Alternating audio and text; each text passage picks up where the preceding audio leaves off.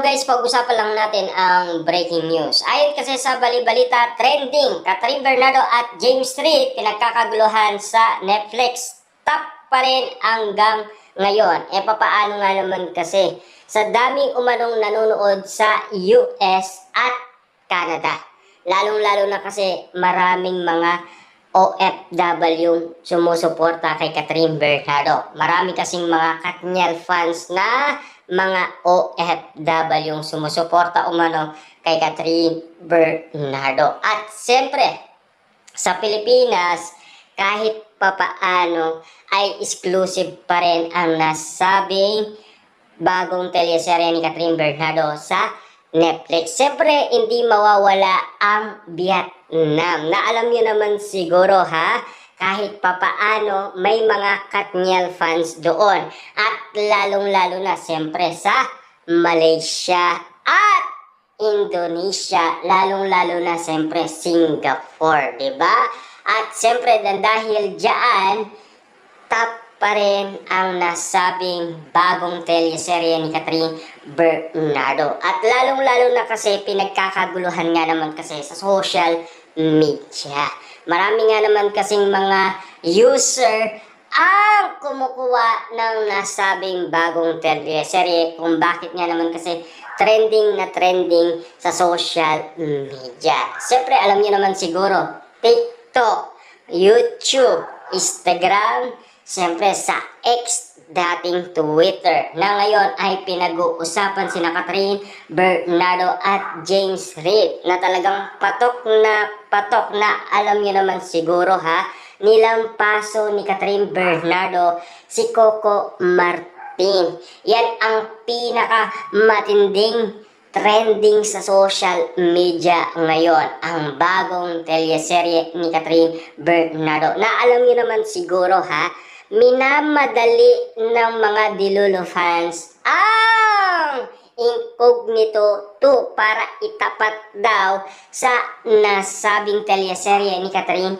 Bernardo at alisin na daw ang teleserye ni Coco Martin. Kasi parang part 3 lang ng nasabing probinsyano. Parang paulit-ulit lang daw ang nasabing bagong teleserye ni Coco Martin. Yan kasi ang pagkakaintindi ng karamihan. Dahil napanood na daw nila ang ganun mga eksena sa teleserye ni Coco Martin. Na ngayon, ang gusto nilang itapat ang incognito to ni Daniel Padilla kay Catherine Bernardo sa bagong teleserye ni Catherine at James kasama si Madja Salvador. Kaya nga naman kasi ang mga Dilulo fans atat na at nagmamadali ng matapos ang nasabing bagong teleserye ni Catherine Bernardo at bagong teleserye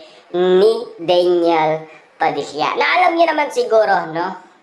Kapag natapos na ang nasabing bagong teleserye ni Catherine Bernardo, malaya na siya at free na siya, di ba? Kung sakasakaling wala na siyang project at kung sakasakaling patapos na ang nasabing bagong teleserye ni Daniel Padilla, baka sakaling pag-usapan muli ang nasabing bagong movie ng Katniel. Baka nga naman kasi doon na malaman ang lahat ng nangyayari ngayong kaguluhan. Lalong-lalo na sa relasyon Mayor Mark Alcala at Catherine Bernardo. Lalong-lalo na sa relasyon Daniel Padilla at Kyla Estrada. Siyempre, di natin maaalis yung nagmahalan ang dalawa. Pansamantalang nag-split lang ng dahil sa pangarap bilang kabataan. Bilang kabataan nangangarap na matupad ang kanilang mga pangarap tulad ni Catherine Bernardo ang pagiging passion. Siyempre, Daniel Padilla ang pagiging action star. Natupad naman nila yan. Kaya nga naman kasi napaka-bongga ng nangyari ngayon kina Catherine Bernardo at Daniel Padilla. Na talagang sinasabi ni Direk Cathy at Direk Olivia, kakaiba na ang anak-anakan nilang sina Daniel Padilla at Catherine Bernardo. Lalo pa silang lumalago, lalo pa silang nagiging professional at patuloy lang nagiging level up ang kanilang aktingan. Kita niyo naman si Catherine Bernardo, talagang ang ugot na napapansin kasi ng mga Dilulo fans, kumukuha siya sa nakaraan ng Katniel. Iniisip kasi ng karamihan, ang iyak ni Catherine Bernardo ay dala-dala ng bigat na nakaraan. Yan kasi ang mga pinag-uusapan. Yan din kasi kung bakit trending nga naman kasi ang nasabing bagong teleserye ni Catherine Bernardo, na sana ang pangarap ng mga Dilulo fans ay matupad.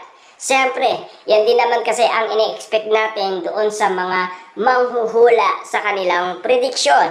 At lalong-lalo na sa mga prediksyon ni Robin Padilla at prediksyon ni Romel Padilla. At ang alam din ni Boy Abunda, nag-split lang ang dalawa nang dahil sa kanilang kabataan, dahil may pangarap sila na gusto nilang matupad.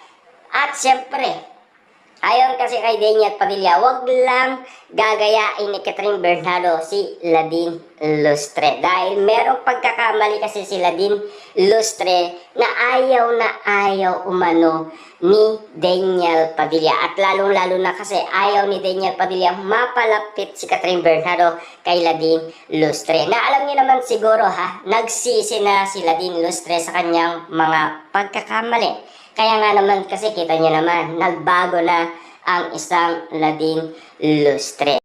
Si Catherine naman at Daniel Padilla patuloy lang pinag-uusapan at lalong-lalo na ginagaya nila ang isa't isa. Kaya nga naman kasi nasisilaw ang mga Dilulo fans sa lahat nilang napapansin at nakikita. At least, trending pa rin ang nasabing bagong teleserye ni Catherine Bernardo sa Netflix. Top 1 pa rin, sa dami nga naman kasing manonood ng mga OFW at sumusuporta sa bagong teleserye ni Catherine Bernardo. Kaya nga naman kasi pinagbubutian nila at nagpapasalamat sila sa mga OFW. Na alam niyo naman siguro ang wax figure umano ni Catherine Bernardo ay inalay niya sa mga OFW. Dahil ang karakter umano ni Catherine Bernardo sa Hello Love Goodbye, Hello Love Again ay bilang OFW. Yan kasi ang inaasahan ng mga OFW. Magpasalamat si Catherine Bernardo dahil nakita niya ang mga ginagawang trabaho ng mga OFW. Napakahirap nga naman kasi.